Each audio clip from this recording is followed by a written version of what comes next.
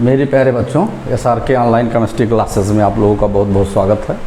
बेटा देखो, कल हम लोग BSc फर्स्ट ईयर की क्लास में अबाउ का नियम पढ़े थे और आज हम लोगों को बेटा देखना है जो है हुंस रूल।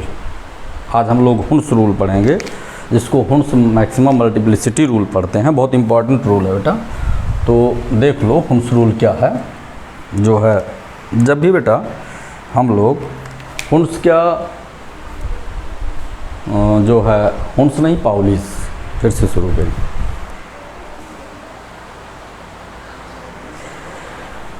मेरे प्यारे बच्चों, SRK ऑनलाइन केमिस्ट्री क्लासेस में आप लोगों का बहुत बहुत स्वागत है। कल हम लोग अबाउ का नियम पढ़े थे BSc फर्स्ट ईयर की क्लास में, और आज हम लोग उससे आगे पढ़ेंगे पाउली का अपवर्जन नियम, पाउलीज एक्सक्लूजन प्रिंसिपल पढ़ना है। देखो पाउलीज एक्सक्लूजन प्रिंसिपल क्या है बेटा, देखो हम लोग देखते हैं पाउलीज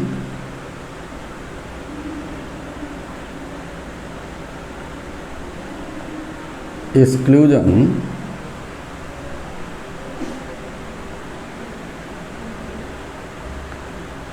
एक्सक्लूजन प्रिंसिपल। बेटा ये देखो, तो ये बहुत इम्पॉर्टेंट रूल है। अब इसके विषय में हमें जानना क्या बेटा, सबसे पहले तो हम लोगों को ये जानना, ये बहुत बेसिक रूल है, एटॉमिक स्ट्रक्चर का बहुत बेसिक रूल है। ये क्या है, बहुत सिंपल सी लाइन हमें ये जानना है कि बेटा जैसे जो एटम्स होते हैं उनके जो एटॉमिक नंबर्स होते हैं, atomic numbers means overall number of electrons जो होते हैं, एटॉमिक नंबर्स होते हैं। तो हमें ये माइंड मेकअप करना चाहिए कि चाहे किसी एलिमेंट का एटॉमिक नंबर 2 हो, 3 हो, 4 हो, 5 हो, 6 हो, 7 हो, कुछ भी हो, तो जितना एटॉमिक नंबर होता है उसके पास उतने ही इलेक्ट्रॉन होते हैं, उतने ही प्रोटॉन होते हैं, ये हम जानते हैं। हमें यहाँ पर क्या डिस्कशन करना है कि चाहे कम चाहे ज़्यादा किसी एलिमेंट में इलेक्ट्रॉनों की संख्या हो, लेकिन कोई भी 2 इलेक्ट्रॉन आपको ऐसे मिलेंगे ही नहीं जिनके लिए प्रॉपर्टी समान होगी। कहीं 2 इलेक्ट्रॉन, जैसे 1 से लेकर मान लीजिए कि एटॉमिक नंबर 90 है, तो 1 से लेकर 90 तक एटॉमिक नंबर 90 है तो 90 इलेक्ट्रॉन हुए। तो 1 से लेकर 90 तक जो भी इलेक्ट्रॉन पाए गए, इसमें से किसी इलेक्ट्रॉन की प्रॉपर्टी आपस में समान नहीं होगी। पहले तो सिंपल सी लाइन आपको ये जानना है कि ये दिमाग से निकाल दीजिए कि किन्हीं 2 इलेक्ट्रॉनों की प्रॉपर्टी समान होती है। ये देखना प्रॉपर्टी इन द सेंस, अब ये आप नहीं कहोगे कि नेगेटिव चार्ज तो सब पर होता है, चार्ज की वैल्यू वो मैटर नहीं है।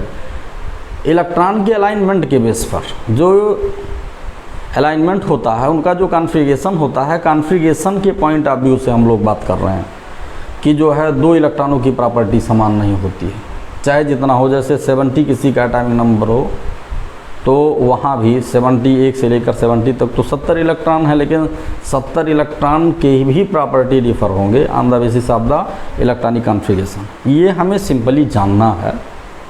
अब देखो क्या करना है, अब हमें ये करना है कि ये तो हम जान गए कि इलेक्ट्रॉनों की प्रॉपर्टी कॉन्फ़िगरेशन के बेस पर अगर हम बात करते हैं तो इलेक्ट्रॉनों की प्रॉपर्टी समान नहीं होती। अच्छा, वो कॉन्फ़िगरेशन हो कहाँ पर, सबसेल में।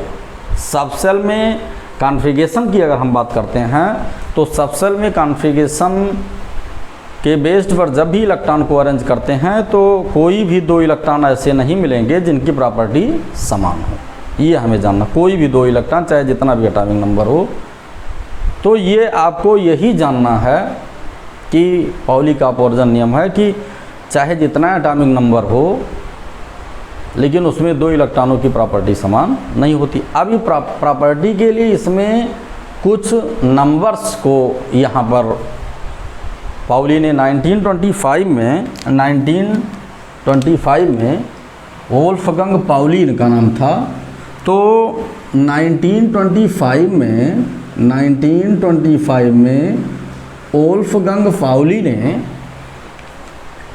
एक रूल दिया जिसमें सबसेल में इलेक्ट्रॉनिक कॉन्फ़िगरेशन के बेस पर इन्होंने बताया कि दो इलेक्ट्रॉनों की प्रॉपर्टी समान नहीं होती। और उन प्रॉपर्टी को प्रूव करने के लिए बेस किसको बनाया? प्रॉपर्टी को प्रूव करने के लिए जो बेस बनाया उसको क्वांटम नंबर को बेस बनाया। हमें ये देखना है क्वांटम नंबर को बेस। और हम सब लोग जानते हैं कि क्वांटम नंबर जो है 4 होते हैं, मुख्य क्वांटम संख्या, दिगंशी क्वांटम संख्या और चुंबकीय क्वांटम संख्या और चक्रण क्वांटम संख्या। Means principal quantum number, azimuthal quantum number, उसके बाद फिर मैग्नेटिक क्वांटम नंबर और स्पिन क्वांटम नंबर, ये जानते। तो पाउली ने मात्र इतना कह दिया कि परमाणु में उपस्थित किन्हीं 2 इलेक्ट्रॉनों के लिए चारों क्वांटम संख्याओं के मान समान नहीं होते। यही बताया कि किसी परमाणु में उपस्थित किन्हीं 2 इलेक्ट्रॉनों के लिए चारों क्वांटम संख्याओं के मान समान नहीं होते हैं। लेकिन वो इलेक्ट्रॉन हो कहाँ? तो इलेक्ट्रॉन के ज़्यादा से ज़्यादा प्रोबेबिलिटी होती है पाए जाने की ऑर्बिटल में, तो उसी ऑर्बिटल को इन्होंने और जोड़ दिया। तो फिर इन्होंने बताया कि किसी परमाणु के किसी भी ऑर्बिटल में उपस्थित किन्हीं 2 इलेक्ट्रॉनों के लिए चारों क्वांटम संख्याओं के मान समान नहीं होते। परमाणु के किसी भी ऑर्बिटल में उपस्थित किन्हीं 2 इलेक्ट्रॉनों के लिए चारों क्वांटम संख्याओं के मान समान नहीं होते। ये चीज़ें इन्होंने बताया। इसी को बेटा हम लोग बोलते हैं पाउली का अपवर्जन, पाउलीज एक्सक्लूजन। अच्छा, एक्सक्लूजन की एक्चुअल जो मीनिंग होती है कि 2 से ज़्यादा इलेक्ट्रॉन किसी एक ऑर्बिटल में रखने के लिए रिस्ट्रिक्शन हो, मतलब 2 से ज़्यादा इलेक्ट्रॉन ना रखा जाए, वो भी अपोजिट डायरेक्शन के लिए। ठीक है, तो ये देखना बेटा। तो ये इसी को हम लोगों को डिफाइन करना है। देख लीजिएगा, देखना क्या है कि तो इस पास्टुलेट को ही हम लोग लिखते हैं। ये पास्टुलेट हमारा क्या है, यहाँ पर हम 1925 लिख देते हैं। 1925 में इन्होंने दिया था ये। तो इसको जब हम लोग डिफाइन करते हैं तो क्या बोलते हैं बेटा? No two electron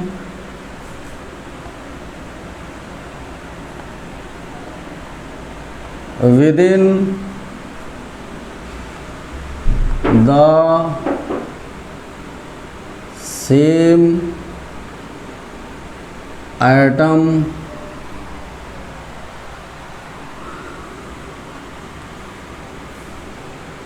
can have, दिखाई पड़ रहा है बेटा? अभी लिखें और आगे लिख सकते हैं, लिखे ना? Can have same value. No two electron within the same atom can have same value for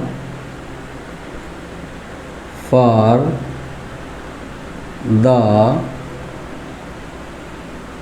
4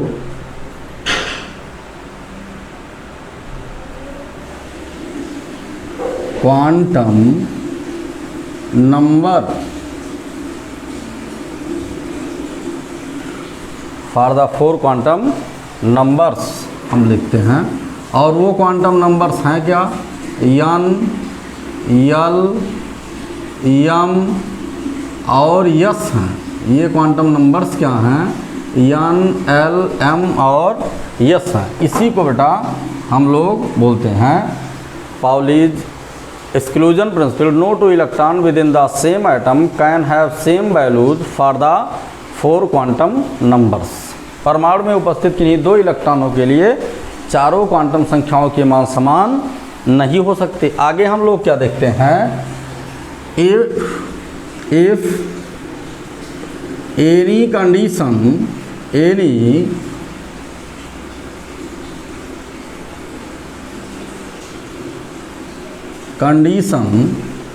the value of the 3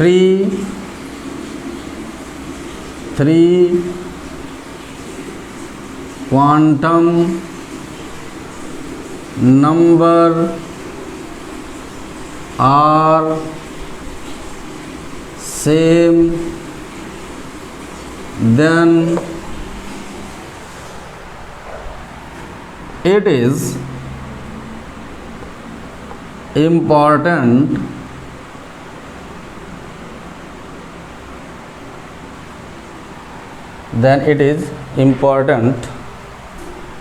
that the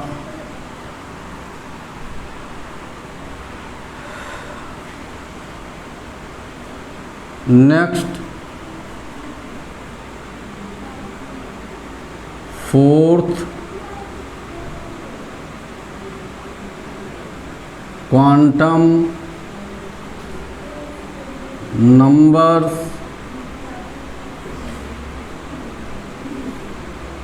value are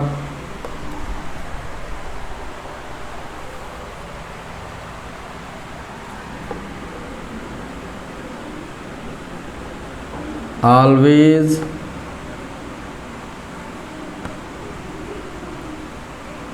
different. ये इन्होंने बताया कि अगर कोई ऐसी कंडीशन हो जाती है, जैसे यहाँ पर बताया गया no two electron within the same atom can have same values for the 4 quantum numbers. इतनी ही बातें बताना, वो चारों क्वांटम संख्याएं क्या हैं, एन, एल, एम और S. If any condition the values of the if any condition the value of the 3 quantum numbers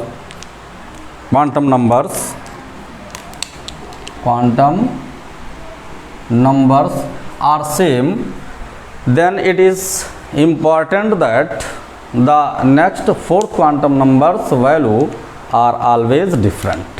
ये आपका पाउली का अपवर्जन नियम है, जिसको पाउलीज एक्सक्लूजन प्रिंसिपल के नाम से बेटा जानते हैं। अब देखो हमें देखना क्या है, अब हमें आगे देखना ये है कि किसी एक एग्जाम्पल को लेकर हमें इसे थोड़ा सा प्रूव कर देना है। एक एग्जाम्पल को थोड़ा सा लेते हैं और इसको बेटा जो है क्या करते हैं, इसको किसी एक एग्जाम्पल को लेकर थोड़ा सा प्रूव कर देते हैं। अब जैसे देखा जाए कि किसी एक एलिमेंट का इलेक्ट्रॉनिक कॉन्फ़िगरेशन हम लेते हैं, जैसे एग्जाम्पल के तौर पर हम लेते क्या हैं, एज ए एग्जाम्पल लेते हैं बेटा, एज ए एग्जाम्पल लेते हैं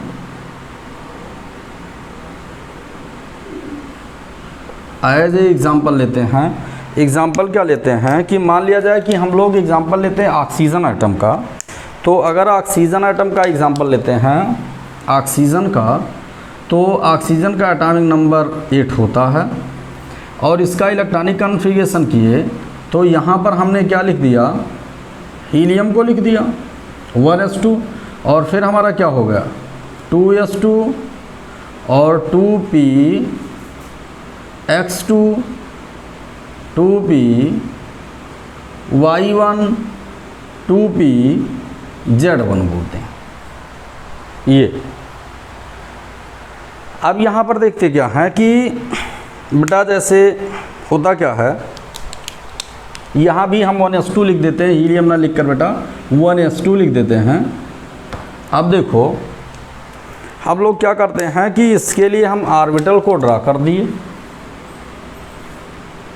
ऑर्बिटल को ड्रा कर दिए, ये देखो ऑर्बिटल को ड्रा कर दिए, वैलेंस शेल ऑर्बिटल को हम लोग ड्रा कर दिए। करते क्या हैं कि आगे हम आपसे बात करेंगे जो है हुंड के नियम पर, लेकिन अब पाउली तो एक एक इलेक्ट्रॉन ये हम जानते हैं कि पहला इलेक्ट्रॉन ये क्लॉकवाइज डायरेक्शन में एंट्री करता है, जो हम आगे क्वांटम नंबर में बताएंगे, और दूसरा इलेक्ट्रॉन हमारा बेटा ये है, ईच ऑर्बिटल कंटेन 2 इलेक्ट्रॉन। इस दूसरे इलेक्ट्रॉन कलर इसलिए चेंज कर दिए कि दोनों इलेक्ट्रॉन आपको पहले से मालूम हो कि इन दोनों इलेक्ट्रॉन की प्रॉपर्टी डिफर है। आप देखो हम इलेक्ट्रॉन को काउंट करते हैं, तो इलेक्ट्रॉन को काउंट करने पर बेटा क्या होता है, जैसे 2 और फिर ये 4, उसके बाद 5 6 7 और फिर ये 8 वाले। अब देखिए ये जो px ऑर्बिटल में है, सपोज दैट हमें डिटर्मिनेशन करना है पाउली एक्सक्लूजन प्रिंसिपल का, तो कैसे करेंगे। हम लोग डिफाइन किए हैं, no two electron within the same atom can have same values for the 4 quantum number. If any condition the values of the 3 quantum numbers are same then it is necessary condition the values of the next 4 quantum number are different. तो यहाँ पर क्या करते हैं, जैसे p orbital है तो इस p ऑर्बिटल के px में देखते हैं, px में, तो px के दोनों इलेक्ट्रॉन के लिए हमें प्रूव करना है। ठीक, तो ये देखना है, इसी के लिए हम प्रूव करने चल रहे हैं, ध्यान दीजिएगा बेटा, इसी के लिए हम लोग प्रूव करने चल रहे हैं। इन्हीं 2 इलेक्ट्रॉनों की प्रॉपर्टी को हम प्रूव करने चल रहे हैं, चूँकि किन्हीं 2 इलेक्ट्रॉन की प्रॉपर्टी को हमें देखना है। अच्छा, ये ध्यान रखना है, चाहे वो एक ही ऑर्बिटल में हो चाहे अलग अलग ऑर्बिटल में हो, इसका कोई रिस्ट्रिक्शन नहीं है। तो इसके लिए क्या करेंगे कि देखेंगे ये 2 2 4 और ये आपका देखिए 2 2 4 ये आपका 5वां इलेक्ट्रॉन है, लेकिन हम यहाँ से ना जिक्र करके px में उपस्थित दोनों इलेक्ट्रॉनों के लिए देखना है। ठीक है ना, तो फॉर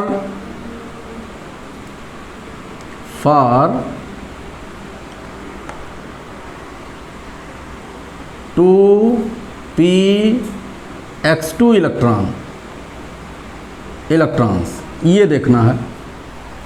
इसके लिए अब हमें क्या देखना है, आप देखो बेटा क्या है, इसमें हम फर्स्ट इलेक्ट्रॉन के लिए पहले देखते हैं, इसके लिए चारों क्वांटम संख्याओं का मान। तो देखो बेटा, क्वांटम संख्याओं में जैसे प्रिंसिपल क्वांटम नंबर लिखना तो हमारे लिए कोई डिफ़िकल्टी नहीं है, ये आगे जो इंटीजर नंबर लिखा होता है यही मेन एनर्जी लेवल होता है। तो इस पहले इलेक्ट्रॉन के लिए जो ब्लैक कलर से यहाँ पर बना है, इस इलेक्ट्रॉन के लिए भी n इक्वल टू क्या हुआ, n इक्वल टू हो गया 2, कोई प्रॉब्लम नहीं। और फिर हम देखते हैं यल का मान, तो p ऑर्बिटल है, हम लोग जानते हैं p ऑर्बिटल में इलेक्ट्रॉन जाते हैं तो यल का मान कितना होता है, यल का मान सदैव 1 होता है। और अगर हम यम के मान की बेटा बात करते हैं, तो अगर यहाँ पर हम यम इक्वल टू करते हैं तो ये क्या हो गया, ये हुआ +1 और 0 -1 हो, तो ये पहले और दूसरे दोनों इलेक्ट्रॉन के लिए ये तो +1 ही मान होगा। तो यम इक्वल टू क्या हो गया, यम इक्वल टू +1 हो गया, कोई डाउट नहीं। और चूंकि ये इलेक्ट्रॉन क्लॉकवाइज है तो यस इक्वल टू क्या हो गया, यस इक्वल टू हो गया ये बेटा +½ हो गया। ये तो आ गया किस इलेक्ट्रॉन के लिए बेटा, ये वैल्यू आ गई इस पहले इलेक्ट्रॉन के लिए, इस ब्लैक वाले इलेक्ट्रॉन के लिए ये वैल्यू आ गई। अब हमें दूसरे इलेक्ट्रॉन के लिए देखना है, तो दूसरे इलेक्ट्रॉन के लिए हम क्या देखते हैं, यहाँ पर देखो n इक्वल टू ये हो गया n equal to 2, same value आ रही है। और यल इक्वल टू क्या हो गया, यल इक्वल टू हो गया +1, यल इक्वल टू p में जा रहा है तो 1 ही होगा। और यम इक्वल टू क्या हो जाएगा, यम इक्वल टू हो जाएगा जो है +1। और उसके बाद फिर हम देखते हैं यस इक्वल टू क्या हो जाएगा बेटा, यस इक्वल टू -½ हो गया, ये हो गया यस इक्वल टू क्या हो गया, -½ हो गया।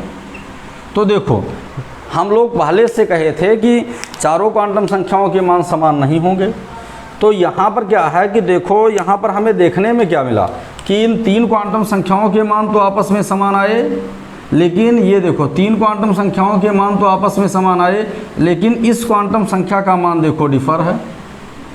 हम लोग पहले से ही बता चुके हैं कि no two electron within the same atom can have same values for the 4 quantum number if any conditions the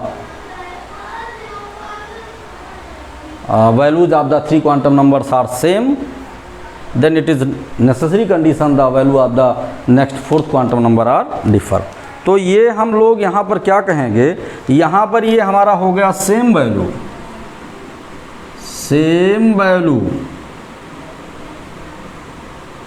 और ये क्या हुआ,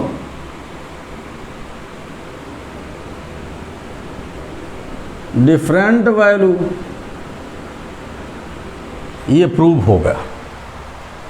तो इतनी चीज़ों को, इतनी ही चीज़ बेटा हमें, चूँकि ऑब्जेक्टिव क्वेश्चन हमारे यहाँ आएंगे तो इसमें से पाउली का स्टेटमेंट पूछ सकता है। एक्सक्लूजन की मीनिंग क्या होती है कि 2 से ज़्यादा इलेक्ट्रॉन रहना किसी भी ऑर्बिटल, देखो ये एक खाने को एक ऑर्बिटल बोलते हैं, ये खाना वाला ये ऑर्बिटल है, तो ये हम लोग 4 ऑर्बिटल को रिप्रेजेंट किए।